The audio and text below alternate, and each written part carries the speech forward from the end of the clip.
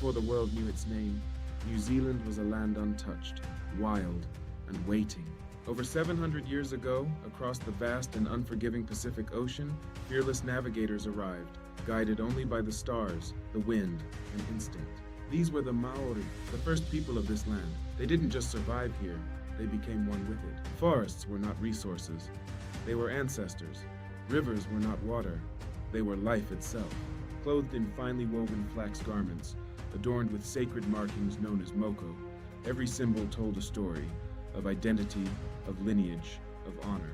Their villages thrived, their traditions echoed through the valleys, and their warriors performed the haka, not just as a challenge, but as a declaration of existence. This was Aotearoa, the land of the long white cloud, pure, powerful, untouched. But isolation never lasts forever, and change was already on the horizon, because this story was far from over. The bond between the people and the land was forged in bone and stone, a connection that time could never sever.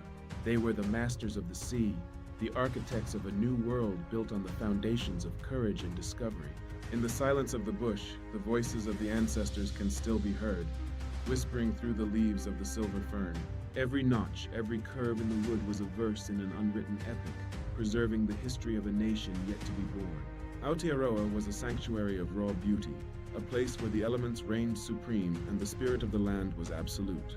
For hundreds of years, this rhythm remained unchanged, a perfect harmony between the people and the islands they called home. Their strength was drawn from the very earth beneath their feet, a resilience that would soon be tested by the tides of history.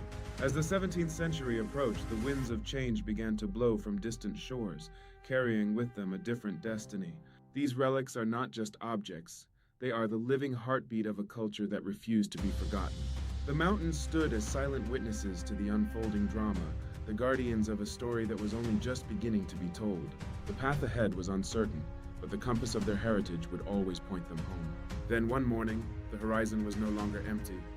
The world of Aotearoa was about to collide with the unknown. This is the prologue to an epic saga, the story of New Zealand's soul, and that story is far from over. New Zealand, the story continues. Then, everything changed. The isolation that had protected Aotearoa for centuries was coming to an end as the world beyond the horizon finally found its way to these shores. In the 17th century, foreign sails appeared on the horizon. European explorers had arrived, bringing with them a different world, a different language, and a different destiny. They brought with them different beliefs, different ambitions, and a different future.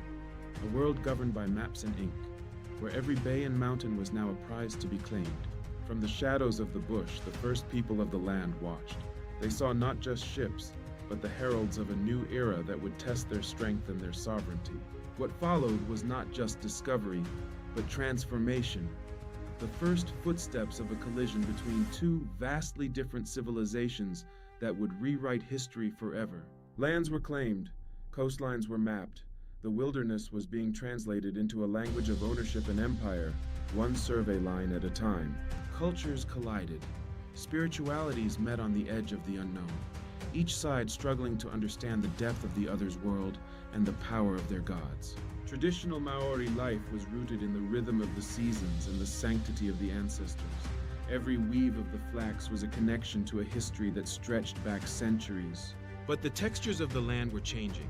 Traditional Maori attire slowly gave way to European clothing, metal tools, and the manufactured goods of a global trade network. The architecture of the ancestors remained strong, wooden villages that had stood for generations, the carved pillars serving as guardians of the tribe's spirit and lineage. Yet, beside them, colonial structures began to rise, stone and brick replacing timber and thatch, a new skyline carving its way into the bush and changing the face of the islands. And in moments like the signing of agreements between two worlds, history was being rewritten in ink, a permanence that the land itself had never known. The Treaty of Waitangi, a document of partnership, promise, and profound misunderstanding. A foundation laid in the heat of change for a nation yet to find its balance. But beneath the surface of these agreements, tension grew. The promises of the paper were tested by the reality of the land and the hunger for expansion. Identity was challenged. The core of what it meant to be Maori was being squeezed by the pressure of a foreign future that seemed to have no place for the past. Traditions were tested. The ancient ways of the warrior and the carver were forced to adapt, to hide, or to face the threat of being erased from the national story. Yet even in the face of such overwhelming change, the spirit of the Maori people did not fade. It was forged in the fire of resilience and the deep memory of the land. The landscape itself began to echo the industrial ambitions of the newcomers.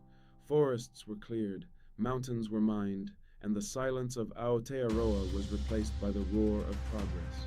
Through it all, the language and the stories were kept alive in the quiet corners of the PA, whispered from generation to generation like a flame that refused to go out. The land remembered. Every valley, every river, and every shore held the memory of the struggle for the future of Aotearoa and the resilient soul of its people. The transformation was profound, and the costs were high. But the story of New Zealand's evolution was far from over. A new era was already beginning to dawn. The evolution continued, moving from the weight of history toward the bright light of a modern nation, a story of resilience that would define the centuries to come. New Zealand, the story continues. Today, New Zealand is something entirely different, a nation that has risen from the depths of history into the light of the modern world. A nation of breathtaking skylines, vibrant cities, and diverse cultures. Auckland rises as a global hub, a beacon of progress in the South Pacific.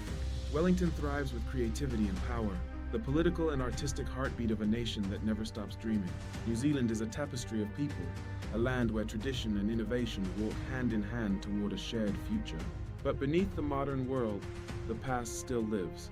It is not a memory, but a living presence that shapes every aspect of modern life. The Maori culture, once pushed to the edge, is rising again, stronger and more vibrant than ever before. The language, Te Reo Māori, is being spoken once more in schools, in homes, and on the streets, a national treasure reclaimed. Traditions are celebrated, not forgotten. They are the foundation upon which the modern identity of Aotearoa is built. The haka now echoes on global stages, a powerful declaration of identity that resonates across the world. It is not just a memory of the past, but a symbol of modern pride, a gift from the Maori people to the soul of New Zealand. New Zealand is no longer just a place. It is a story of resilience, a nation that has faced the storms of history and emerged united. It is a story of transformation, of a people who never lost who they were, even as they built a new future.